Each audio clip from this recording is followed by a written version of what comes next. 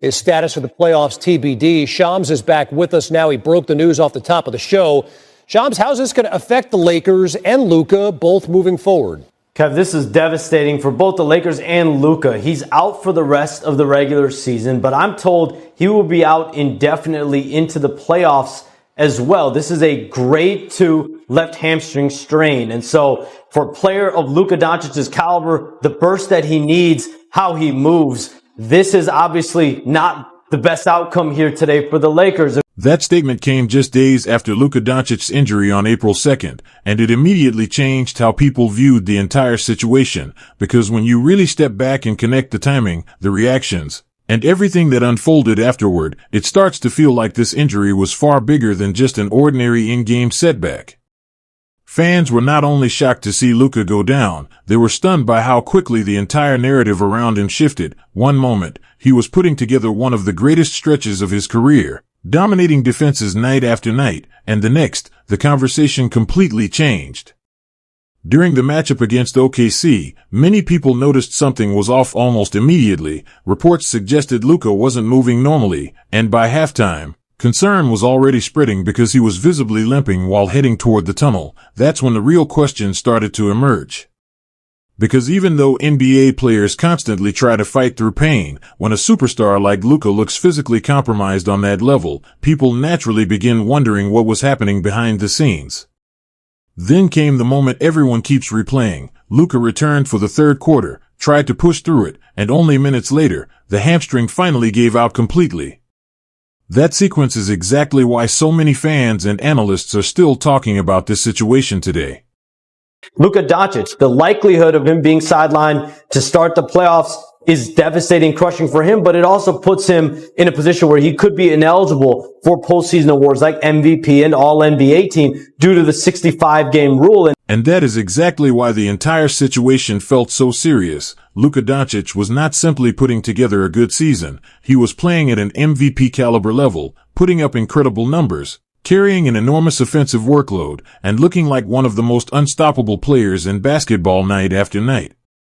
So when a season that dominant suddenly gets interrupted, fans do not see it as just another injury update. They immediately start revisiting every moment leading up to it, wondering if more caution should have been used before Luka was sent back onto the court. That is what made the reaction so emotional across the NBA world. People understood how much was at stake, the momentum, the playoff hopes, the MVP conversation. All of it suddenly felt uncertain in a matter of minutes. And because Luka had already shown visible signs of discomfort before returning to the game, the debate quickly shifted from the injury itself to the decisions surrounding it. That is the part fans continue discussing even now. We checked him out. He got work done. He was cleared. I mean, we're not going to put a player at risk. Those things happen. What really made people speechless, though, was Luka's response afterward, instead of giving the usual polished athlete statement about recovery, treatment, and trusting the process. He gave a much more personal message. He talked about faith. He talked about God. He made it sound like he was looking at this moment as something bigger than basketball, and whether people agreed with that approach or not, it absolutely stood out, because it didn't feel scripted. It felt raw, direct, and personal. His agent, Bill Duffy of WME Basketball, told me today that Luka Dončić and Duffy will be applying for the Extraordinary Circumstances Challenge for the 2 games that he missed due to the birth of a child in Slovenia in December. So he's had arguably the best season of his career that is now cut short right before the start of the playoffs. He is out indefinitely. That is a huge reason why the internet reacted the way it did. In today's National Basketball Association, fans are used to polished interviews, carefully controlled messaging, and the same predictable answers after difficult moments. But Luka Dončić sounded completely different. He was not trying to sound corporate. He was not trying to give the perfect media-trained response. He sounded like someone genuinely trying to process a major setback in real time and explain it as honestly as possible, and that authenticity is what made so many people connect with his words instantly. Then the situation became even bigger once people started talking about the NBA's 65-game rule. Before the injury, Luka was deeply involved in every major award conversation. He was firmly in the MVP race, projected for all NBA honors, and putting up numbers that made him impossible to overlook.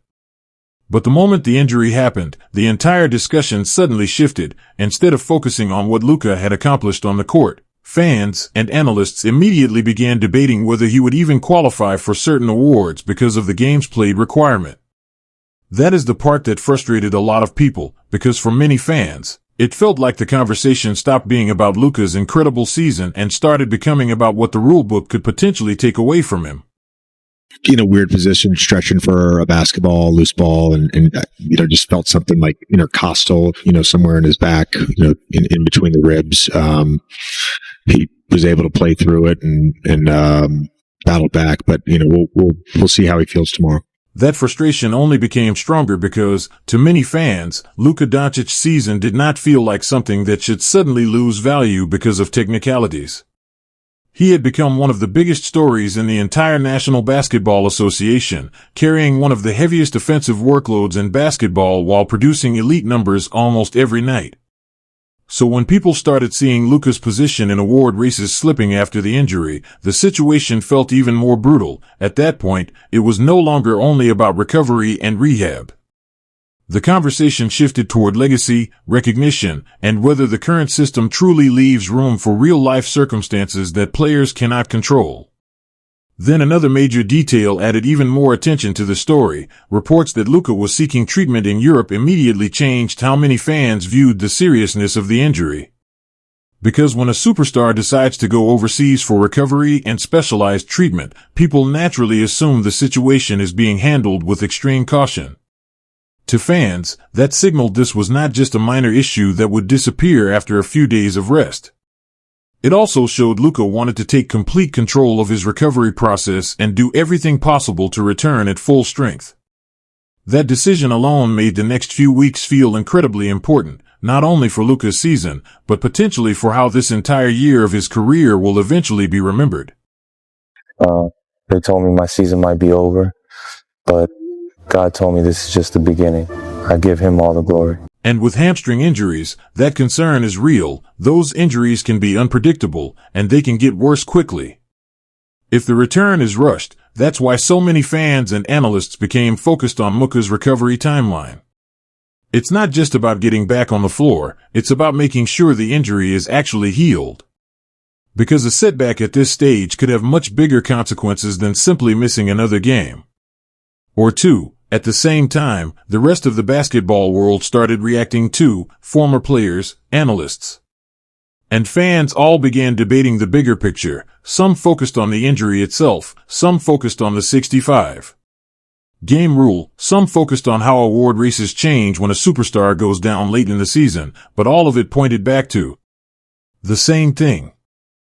If guys now need to rush back to come back and play and put themselves at risk, that's not what this rule was made. So definitely need to revisit this thing.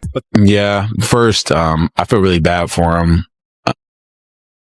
It's very spooky in a way to see it happen to him, and I'm the one guarding him.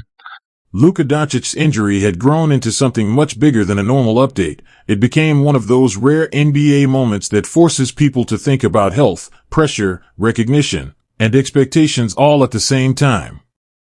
That is why this situation hit fans so hard. People were not just shocked because Luka got injured, they were shocked because of everything surrounding it. The timing, the stakes, the reactions, Luka's comments afterward, the recovery decisions, and the possible long-term impact on his season all collided at once.